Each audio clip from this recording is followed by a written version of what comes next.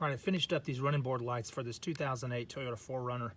These are not vehicle specific, but just kind of show you how it's possible on this vehicle and give you some ideas if you're thinking about adding running board lights and you don't have running board lights.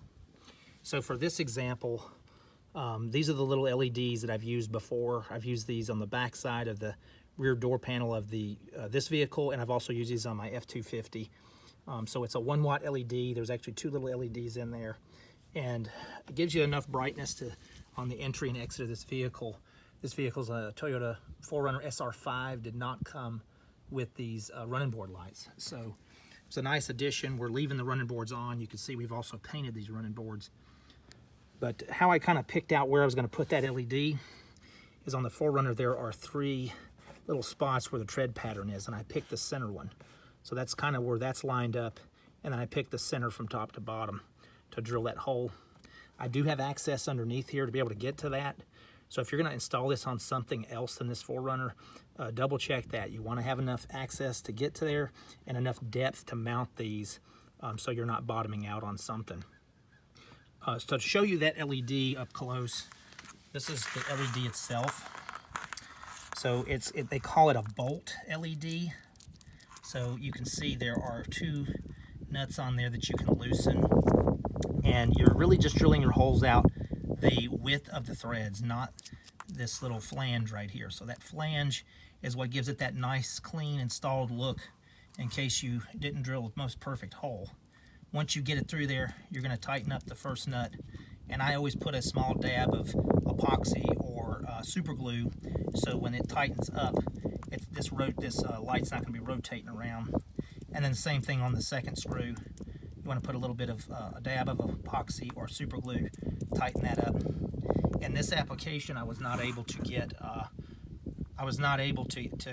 wrench on these right here, but they're hand tight. I feel confident that they're tight enough. It's not going to go anywhere.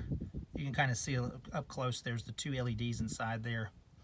And even though this housing looks a little yellow, they are bright white at night. They do sell these in amber, and I will have links in the description and in the comment for this specific type of light.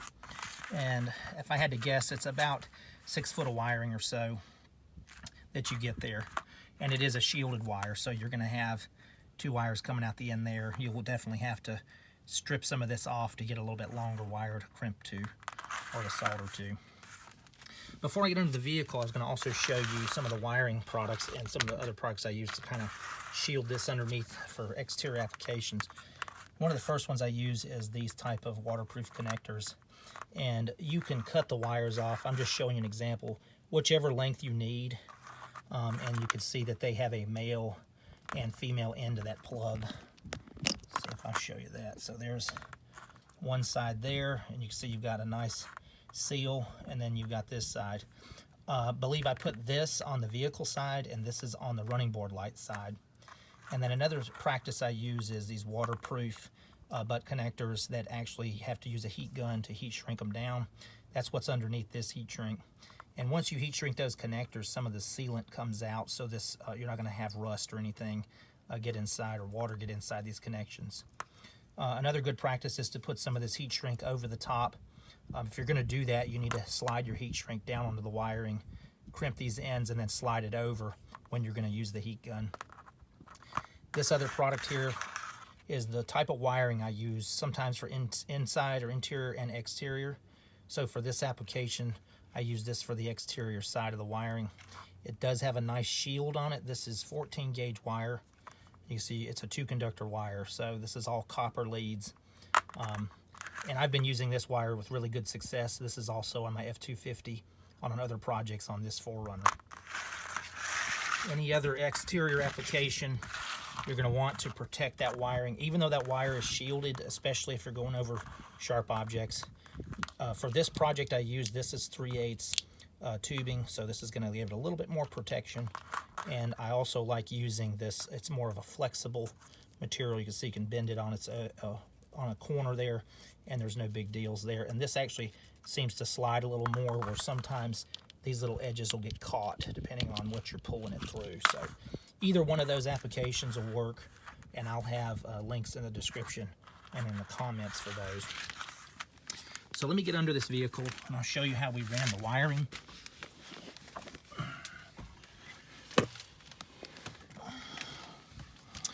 So that is the wiring from the light coming all the way down here in this tubing. And that tubing comes all the way to here. And there's actually a factory grommet right here that I passed through. So this is actually coming through the body of the vehicle. And I got lucky, this is the similar grommet on both sides. So if it's not a 4Runner and you want to run that through, you may have to drill a hole and put some sealant around. I did not on this one because it's a really tight fit. I don't think I'll need any sealant there. If anything happens later, I'll add that. There's my plug I was telling you about. The reason I do that too is if I have to take these running boards off, I can unplug that connector. So these are really two separate independent wiring pieces that the female side can stay to the body of the vehicle, and that other connector can come off with the running board if we need to disconnect that. So looking down this end, same thing. This is tied up all the way down, and that LED is coming out the front side of that running board.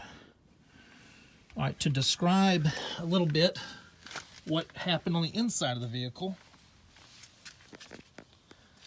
And the other neat thing I'll show you, whenever we unlock or open the door here, that's when these come on. So you can see the LEDs coming on there, and they're plenty bright enough.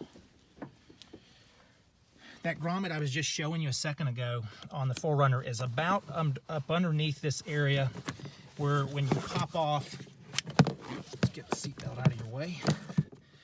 You pop off this trim panel here, and you pop off this trim panel back here, you can kind of reach up underneath the carpet. On this side is just a wire coming up, and it goes underneath the carpet, under this console, and it comes through this other side. And I had this part removed and this part, and I actually had this whole panel out. That wire comes up and is behind this panel. Then I also have the other wire from this passenger side running board coming and go into here. Those are crimped together behind this panel. And then in my application, I am going all the way up this B-pillar post on the passenger side. And this vehicle has a sunroof. But there is a light right here that I am actually soldered to the contacts of this light up underneath there. And there's a wire trough that runs this distance here, so your sunroof panel and this piece right here doesn't hit it. So it's very important that you fish that wire through this trough here. Don't try to go above it. Try to stay inside that trough. So mine goes through the trough. And then there's passenger side air curtain bags. I make sure I'm always above them or behind them. So that way, if this airbag comes down, the wiring's not going to interfere with it. More than likely, though, this thing has enough power that it would rip that wire out and the airbags would come. But just to try to prevent that, make sure and try to get your wires behind the airbags or on top of the airbag part there. You'll see it when you take that panel out, especially too if your vehicle has side curtain airbags. You'll see what I'm talking about. They're kind of bundled up all the way along this way and bundled up all the way along that way. So my wire, I actually used a smaller wire from this portion of the light across, and that wire comes down in this area and it stops about midway right there.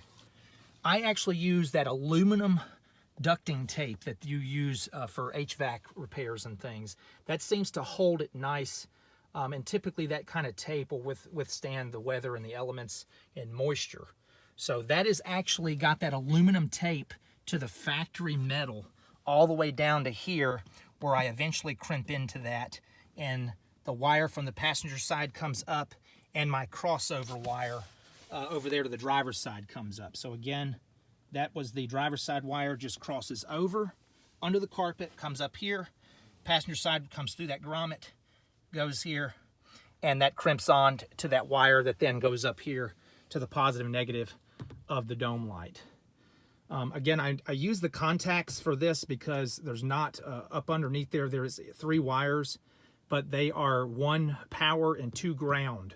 So you're not going to be able to connect to the wires up there. You're going to have to go to the bulb or the contacts on this dome light. Hopefully this information was helpful for you, and if it was, please subscribe and share, and that's to the point.